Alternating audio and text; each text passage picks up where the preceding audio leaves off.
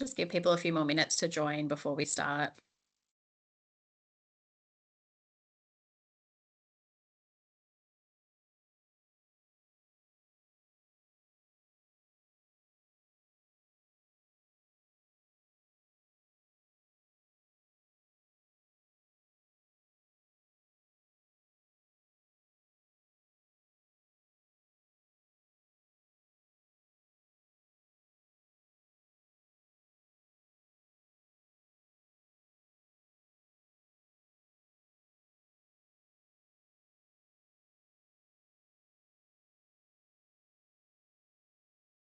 I think we'll get started. There may be some people still joining online, but we'll admit them as they come through.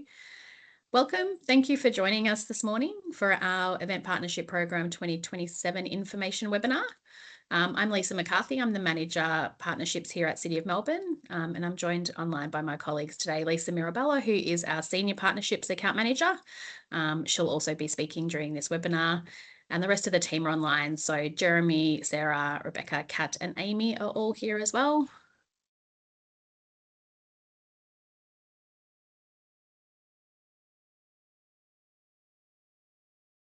I'd like to start just by acknowledging the lands that we're on today. All events that are supported through the Event Partnership Program will be held on Wurundjeri, Woiwurrung and Bunurong Boonwurrung land.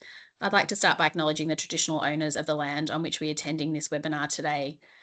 The City of Melbourne respectfully acknowledges the traditional owners of the land on which event partnerships take place, the Wurundjeri Woiwurrung and Bunurong Boonwurrung peoples of the Kulin, and pays respect to their elders past and present. We acknowledge and honour the unbroken spiritual, cultural and political connection they have maintained to this unique place for more than 2,000 generations. We accept the invitation in the Uluru Statement from the heart and are committed to walking together to build a better future.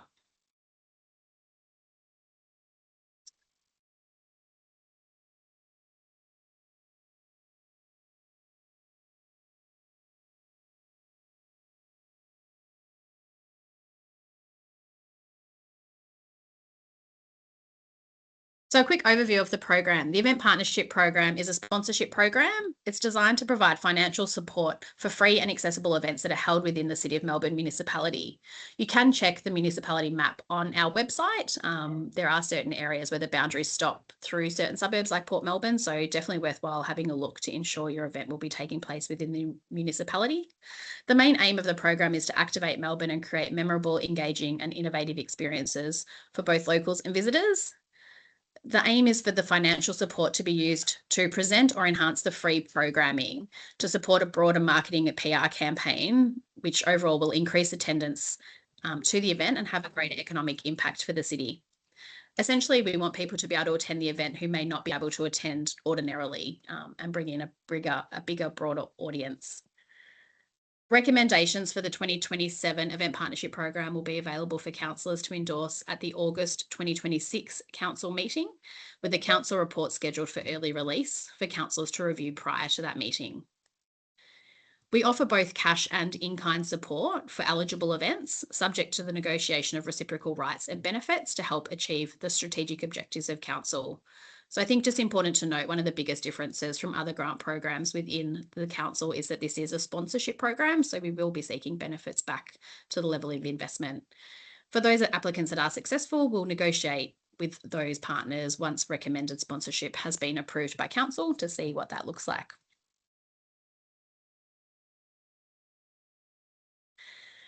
The process for EPP, it's quite a rigorous process that we go through. We've recently done a grants and funding review of the entire organisation, which has developed a new overarching policy for grants and funding across the organisation as well, which thankfully hasn't made too many changes to our program this year. But applications are received once per year for events to be held in the following calendar year. So we are open at the moment for applications, and we're open until the 15th of May to get those applications in. The guidelines and a preview of the application form were available on the website from the 1st of April. And as noted, we'll close on the 15th of May.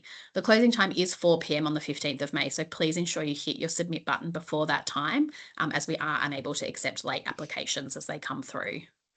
We have a budget of $2.25 million available for the financial year, which is in line with the budget for the last financial year. Being a calendar year program, we actually sit across 2 financial years. So that figure may sort of split differently across the year once we land on the recommendations. The applications are evaluated by officers using a set of weighted assessment criteria.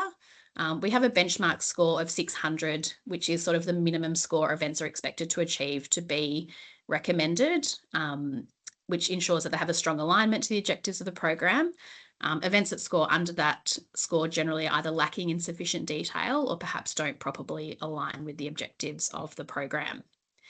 Those initial recommendations are then reviewed by myself and our Director of Experience Melbourne, Emma Harrington, who has recently started with us. Further to this, the recommendations are then reviewed by an internal panel of 8 officers from various branches within the organisation. They're generally from the Economic Development and International Team, Experience Melbourne, Creative Melbourne, Community Development, Aboriginal Melbourne. We get quite a nice variety of people across the organisation wanting to be involved. Those recommendations from internal panel are then reviewed by the General Manager, Business Economy and Activation, with the final recommendations presented to Council for subsequent endorsement in August. There is a chat function you can see on the side of your screen, and also a Q&A. If you want to type any questions into the chat as we go, the team will endeavour to answer them for you. Otherwise, we will have a Q&A session at the end, and any questions that are not answered, we can get to at the end of the event, the end of the webinar. So I'm just going to share some snapshots of our guidelines just to clarify what the program details are. Please take the time to read through the guidelines and familiarise yourself, which are on our website, available, particularly the eligibility criteria. The eligibility is the first section that you'll fill out in the application. So we don't want you to waste your time doing a full application if your event doesn't meet that eligibility criteria. The key things to look out for here is that the event needs to have free or significant free programming, and we expect a minimum of 5,000 attendees to the free programming. The events need to start between the 1st of January and the 31st of December in 2027. And event organisers need to demonstrate that they can supply a minimum of 30% of expenses to be covered by the event or other income streams. So whether that's other sponsorships, whether you may have some ticketing sales in there as well. But they're sort of the key ones to really familiarise yourself with. As I mentioned earlier, the sponsorship can be either cash or in kind, or a combination of both. When we're talking about the in-kind sponsorship, that is purely to waive site hire fees for public open space. So if you're looking at having your event in Birrarung Mar, Alexandra Gardens, or any of those public areas that are managed by City of Melbourne, you can obtain a quote from our event operations team and include that in your application. And then that could be waived, as well as some cash, or you might get one or the other. If your organisation is a not-for-profit organisation, you would have those site hire fees waived regardless of sponsorship. You'll note in the guidelines that we have 3 sponsorship tiers. Please really read through those tiers and consider those when applying, especially noting the attendance expectations for each tier and how that then aligns with your funding request. Some considerations to think about in your application. Business and community engagement are obviously really key objectives for the council. So really to demonstrate in this space, we're looking for quality over quantity. So we want to see real meaningful engagement with local businesses and local community groups into how they can benefit from the event taking place, how they may be engaged on site at the event, and you will need to report on that post-event. It's really important to upload a budget showing all revenue and expenses and calling out how our council funds will be allocated within that budget.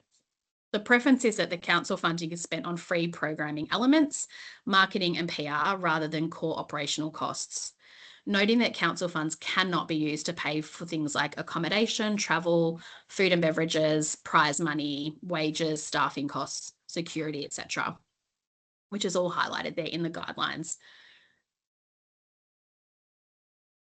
Any event that's using a public open space will require an event permit, so you can reach out to our event operations team for further detail on this.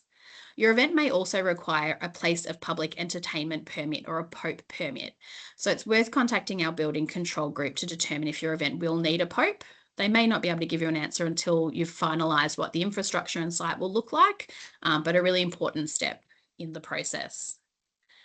Our event operations team also run a major event expression of interest for public open space, which is completely separate to the EPP funding. The EOI for the public open space is really just to lock in that space for up to 3 years. So if your event happens at Birrarungma every year and you know that you want it at Birrarungma every year, you can apply for that major event EOI to secure that space for up to 3 years at a time. Again, our event operations team can answer questions in this area, and we're more than happy to connect you with them. In terms of the timeline, as I noted, applications are open now. So applications are open from the 1st of April until the 15th of May. We have brought our application date forward this year due to a change from that policy. So there are a number of programs that opened on the 1st of April, but we've extended it for a 6-week period this year because most of our partners are used to us being open in May. So you've got a little bit longer to get the application in there. If you need any help with your application along the way, please don't hesitate to reach out to the team. We're more than happy to set up an individual consultation to answer any questions or provide any advice on the best way to do that for you. Applications close on the 15th of May. We go through a rigorous assessment period, as I noted earlier, which is sort of May into July. The council decision is made on the final council meeting, which is the last Tuesday in August this year. And then all applicants will be notified in early September whether they were successful or unsuccessful. And we will provide feedback with that as well, particularly for those that are not recommended, on how they can improve their application for next year. It's really important to note that we're oversubscribed every year for this program. So whilst we would love to support everybody, unfortunately, we do have budget constraints, and eligibility doesn't guarantee that you will be successful. So really put your best foot forward in your application. Even if you're a recurring event that's been in the program before, write the application as if someone's going to be reading that doesn't know anything about your event. So the more information you can put in there, the better, just to really help support what the objectives of your event are and how that's going to align back with council. As noted, once successful applicants have been notified, we will then start to work with them. They'll be allocated an account manager who will start to work with them on getting an agreement done and working on those benefits back to council and how that looks. And then all events must complete a post-event report that is successful, so either 4 or 8 weeks after the event, needing to provide evidence on all of those KPIs in the agreement. That is a quick overview of our guidelines. I'm going to throw to Lisa Mirabella now, who's going to give you a bit of a run through on what the Smarty Grants system looks like, and some tips on how to really improve your application in that space. So I will pass over to Lisa Mirabella. Thanks, Macca. I hope you can hear me okay. I'm using my own laptop, but I'm sitting next to Macca, so just raise your hand if you can't hear me. As Macca mentioned, we use Smarty Grants. So if you're not familiar with Smarty Grants, you will need to register. We've got a little screenshot of what it will look like when you click through to the apply now. If you haven't done it yet, this is what it will look through. You'll either log in or start your submission. If you've got an existing Smarty Grants account, you probably do, because Smarty Grants is used in lots of councils, and big government, I think, also use them. So it's free to register. This application process, or the application form, is about 8 or 9 pages long. So we create this form. We've created it off the back of information we need to try and gather. And as Macca mentioned, the questions that we ask, you know, you can go through it with as much detail as you can, because we're trying to understand what your event essentially looks like from reading it on a piece of paper. So what we wanted to do is run through this with you, or some of the questions we feel like people aren't answering correctly, whether that's because they're not really understanding the importance of the question. So if you want to go to the next slide, Macca. Once you go through your eligibility and you've confirmed that you're eligible, the first thing we ask is really top line summary about your event. And it's, as I mentioned, it is pretty lengthy, so make sure you do log on with enough time to get this all prepared, because, well, as Macca mentioned, 4 p.m. on the 15th of May, you won't be able to access this. It will completely close. So some feedback that was given last year was how much information to provide. And it's a really great question, and there is no right or wrong answer. Essentially, you don't need to write a novel, but if you can explain your event, for example, with the event description section, if you can explain it in a really clear manner. It doesn't need to be complex and difficult to understand. You don't need to use big words or anything. Plain English is absolutely perfect for us because that way we can get a really clear understanding of what's happening.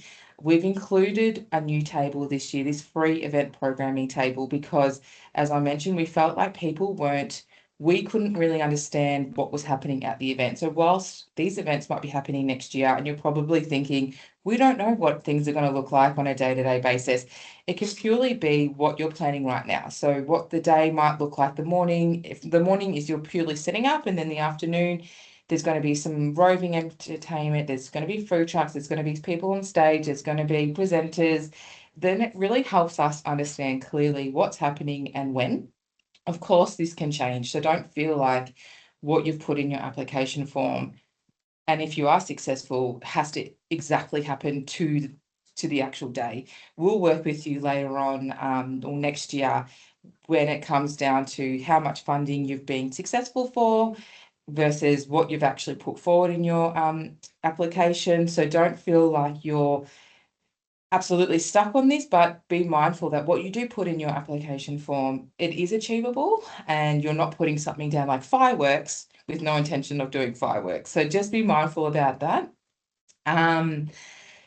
Another thing with the application form, that it's all fields. So for example, if you'll see that question about your event being free or a combination of free and ticketed. So depending on what you click, it will ask you specifically questions related to that. And if you've got a ticketed component to your event, we do still want to know what's happening for your ticketed components, whilst it's not necessarily the fund, our EPP funds will go towards it, but it also helps us understand what's happening at the event as a whole. Thanks, Maka.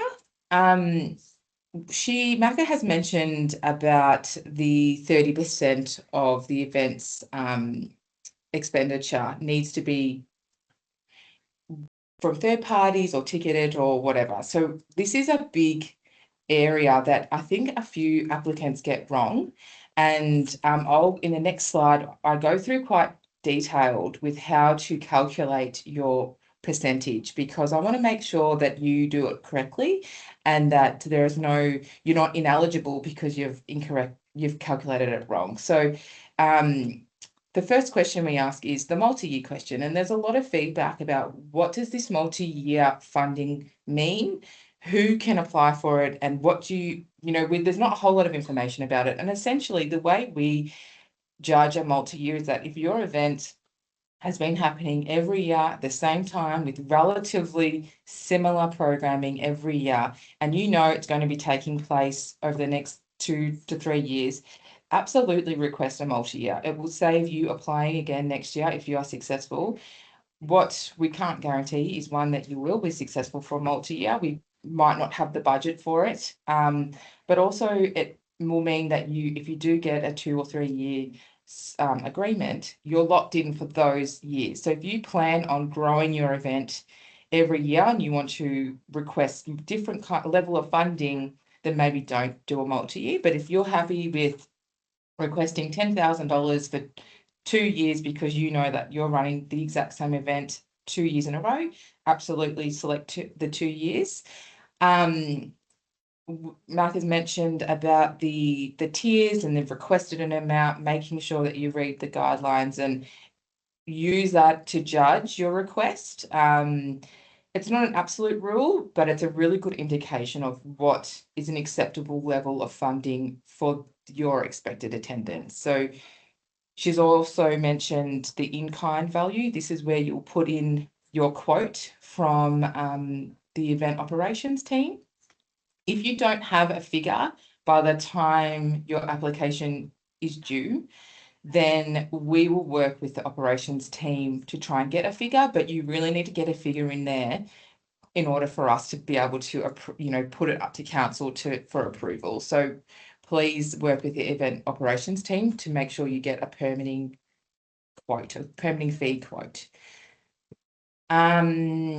And if you have a not-for-profit organisation, you can, and you will be using a permitted City of Melbourne space, you can just leave that at 0, because that won't necessarily impact your request. So how the EPP funds will be spent. This is really important. Sometimes people answer that with one line saying the event. The event costs $10,000, and that's not enough information for us. We really want to be able to determine, okay, there's split between programming, marketing, DJ, performers, to try and give us as much information as possible. You can use a previous event to gauge how much you think something might cost. You don't need to provide receipts or anything at this point, but you will need to provide it if you are successful for the post-event report. So we're all in the industry, so you will know roughly how much it costs for a performer to perform for the day. Try and give us as much information as you can. And then if you go to the next slide, Macca, what I've done is I've created a little mock-up budget. This is just from Excel, and this you'll see will show that you've requested let's say that the request has been for $18,000, and I've got the $18,000 and I've highlighted in blue the items that would be perfect for EPP. I'm not to say that this particular event will be successful for $18,000. You might request $18,000, have the it listed as how you're going to spend it, but we just might not have the budget, so you still might only get $10,000. But for this scenario, it really helps us understand, okay, great, you've got in this budget $18,000 worth of really good value towards the event. It's really going to enhance the programming. You've also got some other third-party sponsorships in your revenue, plus some food truck revenue. I mean, I've just made up these figures. And the reason why I've made it up is because I wanted to use the sum below. So I know we've mentioned the 30% of the event's costs need to be self-funded. Essentially, that also means that the event, if an event is over 70% reliant, it's deemed ineligible. So if you're 70.1% reliable on EPP funding, we don't actually even assess you. You will just be deemed ineligible. So I really want to avoid that happening. And this little sum is how you would calculate it. So the request is $18,000 divided by the total expenses, which is just over $63,000, times by 100 equals 28.4%. So this made-up event is absolutely eligible for funding. If that green 28.4% was over 70%, then it's deemed ineligible. So I really hope that's clear. We work that out ourselves. We use your budget that you've submitted. We'll use how you're going to spend the funding. Everything needs to flow and talk to each other. So try and be really clear with how you're going to spend the funding, and then pop that back into your application form. I also wanted to talk about ChatGPT. ChatGPT and AI is really great, and we use it all the time to articulate ourselves when maybe we find that we can't articulate ourselves properly. So please feel free to use it. I've just lost my laptop. Oh. All right, sorry, my laptop died. I knew it would. I've got a gorgeous laptop that says I've got 50% and then it drops out really quickly. So as I was saying, I just need to go back to my notes, sorry. With ChatGPT, there's a few questions in the application form that are really broad, like how are you going to business engagement, community engagement, and we've found over the last few years that we're getting very similar answers, so that aren't specific to your event. Absolutely use AI if you feel the need to, but just make sure that if you do use it, that what you're writing in the application form is one, achievable, but also is edited to your theme or your language. It's really obvious when someone's writing an application form in a one way and then all of a sudden they've used this really fancy English, and we know that it's not linked, and we know that maybe they're not actually going to be able to roll out what they're saying that they can. So just something to be mindful of when you are filling out your application form. Another thing I really wanted to let you guys know about is the feedback. So every year we ask for feedback at the end of the application form, and we go through that feedback thoroughly, and we edit the application form off the back of people writing saying, this didn't make sense. I didn't know how to answer this question. How can, how can we make your lives better? So please feel free to either email us feedback or fill in the feedback about how we can help you with your application form and what you might need help with. And then I will talk about the snapshots of EPP. So as Macca mentioned, it's very competitive. We do have a $2.25 million budget, which sounds really healthy and really great. It is until we get 62 applications and there's over $4 million worth requested, which is what happened last year. So out of the 62 applications received, 35 events were recommended. Something to be mindful of that when you are requesting funds, it is very competitive, and that when we do send our notifications out, or we send out an email with a letter in September, a lot of them go to junk mail. So in September, keep an eye out on junk mail. If you haven't got your letter, please feel free to contact us and we can let you know if it's been sent out or not. Mac has touched on the open and closing round and when you'll be notified. So I think that's the main points we wanted to cover today, because that's what we felt were the sticking points over the last few years. We would highly recommend that you contact the team. Whether you're new or not new, please feel free to contact us. We're always open to have a consultation with you. We love hearing about events. The entire team have worked in the events industry before, so we're excited to hear about it. We would love to help you articulate your event. Some people struggle to do so. So please feel free to contact us. And this is your opportunity to ask any questions, and we're going to answer your as much as we can within the time frame. I know that a few people have been asking questions, so I think Amy's been answering them. So thank you, Amy. If anyone wants to raise their hands, we can unmute you. Jez, I think that's something that you might have to do. Yeah, a copy of the webinar. Thanks, Peter. I just saw you pop a question in about the webinar. This is being recorded and we will share it to our website. So it will be available to view from the Event Partnerships website once we give us some time to edit it, but it'll be up there within the next day or two.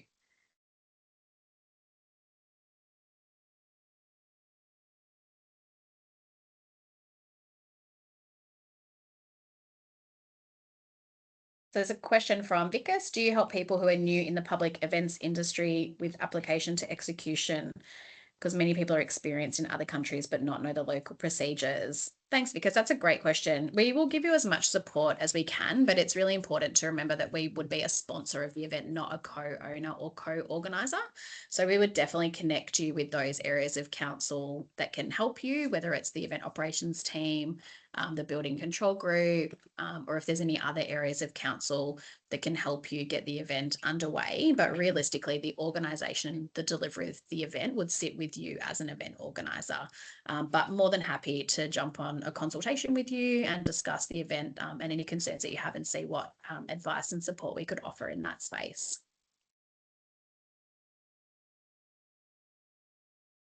I can't see any hands raised, so I'm not sure if there's any other questions coming through. There's a couple of questions in the chat that I think Amy has got to for most people there, but Ashish had asked about 5,000 attendance per event or for one event. So yes, it's a total attendance of 5,000 to the free programming. So if your event ran over multiple days, you would just need to show that 5,000 people would attend the free programming element across those days, not each individual day.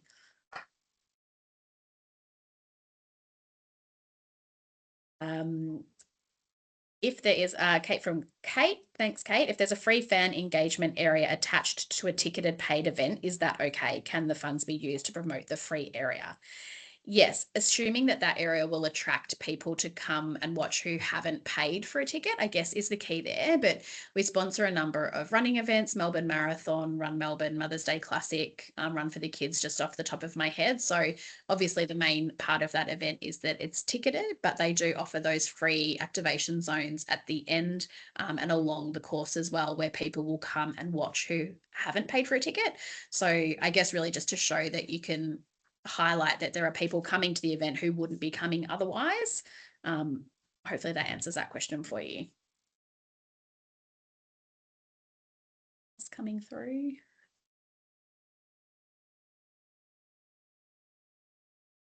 attached to an AFL game at the MCG for free event. That would be at Yarra Park. Yeah. So yeah, happy to jump on a call with you, Kate, if you want to chat in more detail as well. But we sponsored the Long Walk, which is obviously organised in conjunction with the AFL, not by the AFL, but the Long Walk do an event in Birrungmar prior to an AFL game, which is completely free for people to attend. We also supported a free fan festival for the Boxing Day test last year. So yeah, more than happy to chat if you've got any concerns about popping that through.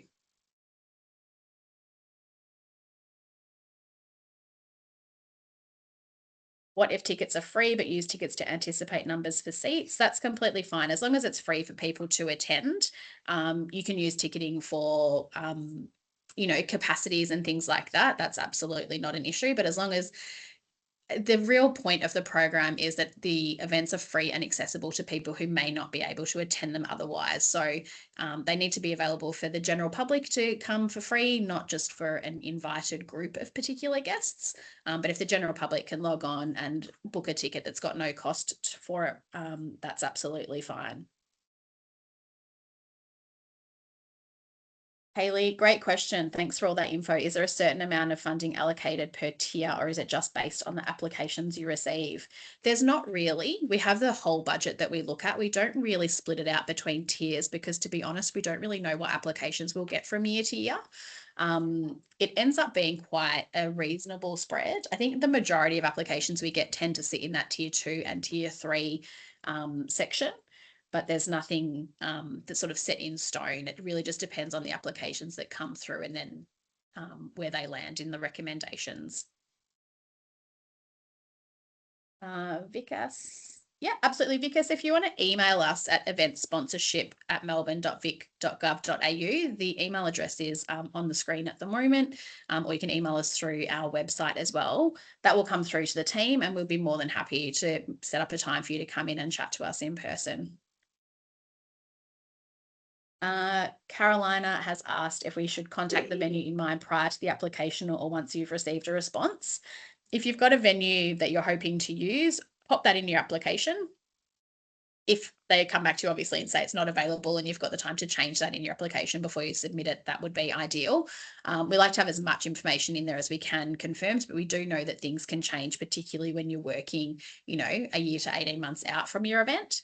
So as Lisa Mirabella said, if you are successful and things have changed from the application, we'll work through that with you just to sort of see what those differences are and see if things are still okay. Generally, a venue change, as long as it's within the city of Melbourne, isn't a huge issue.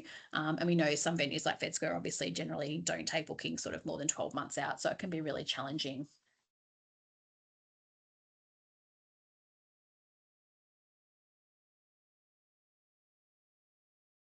Do you have to have external sponsorships secured for the applications, Stephanie? No, you don't have to have them secured.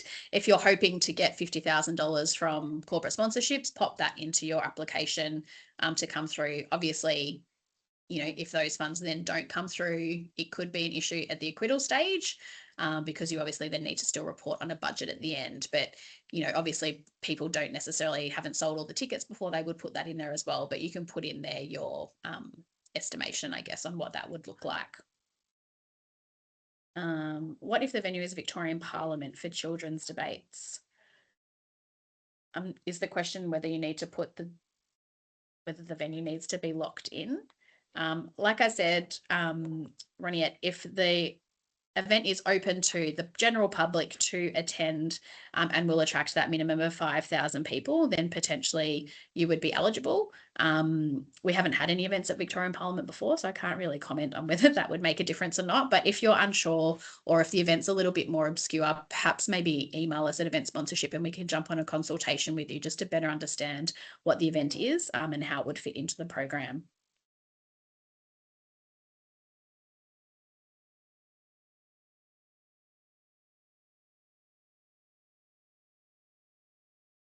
Doesn't look like there's much else coming through. The minimum attendance is 5,000 to the free programming. So if it's a completely free event, then yes, the minimum is 5,000. If it's a combination of ticketed and free, then you would need 5,000 to the free programming element. And then obviously the ticketed component on top of that.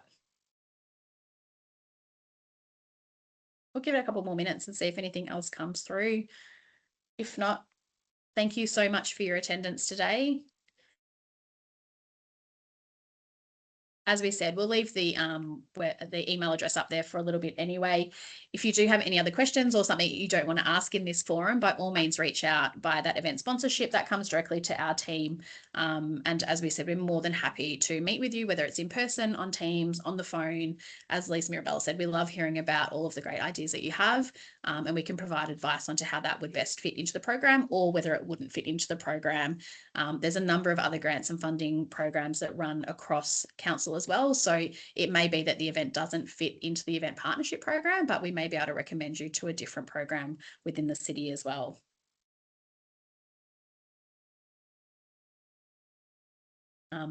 And as we said, I think sometimes one of the real benefits that we can offer as council is just those connections as well.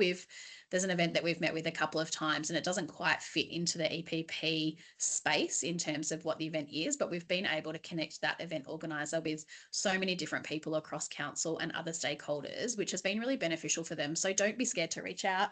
We're all really lovely. We've all worked in events for a really long time ourselves, so we understand those operational and logistical challenges. And sometimes it's really just nice to kind of bounce ideas off people. So don't be afraid to reach out. As we said, we're here to support you however we can, whether that may be through cash or it may be through a different avenue of council. So with there's a question, is there any support for lower numbers? So the minimum for the event partnership program is 5,000. We do have community event grants where their minimum is lower than that, but their eligibility criteria often differs as well. So I would suggest flicking us an email if you're happy to, Ronnie, and then we can send you some links to have a look at some of those other programs as well and see if there's a better fit for what you're looking at doing. Or alternatively, like I said, contact us and we'll have a consultation. Then we can understand a little bit more about what you're doing and see if there's an area that it fits in within council.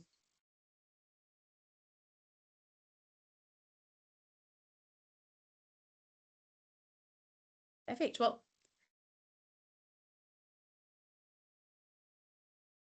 if there's no other questions coming through, I'm sure you're sick of listening to my voice.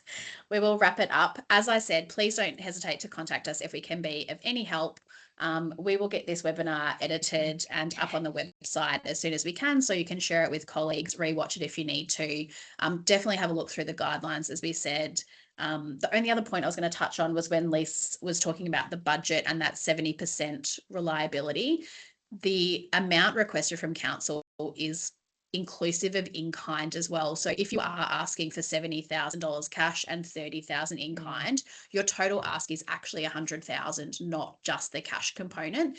And that's how we work out that percentage. So just really important to keep that in mind if you're requesting cash and in-kind, because that has definitely caught some people out in the past before. But if there's nothing else, enjoy your Tuesday. It's going to be 26 degrees here today in Melbourne. So get out and enjoy some sunshine. And we look forward to seeing all of your amazing applications come through. My request is please don't leave it until 3:59 to hit submit. If your computer glitches, it can be super stressful for everybody involved. If you do submit your application and something changes in the next couple of weeks, you can contact us and we can reopen it for you to edit it. So don't be scared to hit submit once you've got all of the information in there that you need. Otherwise, thank you so much, everybody. We look forward to seeing you all soon. Bye. Thanks. Bye.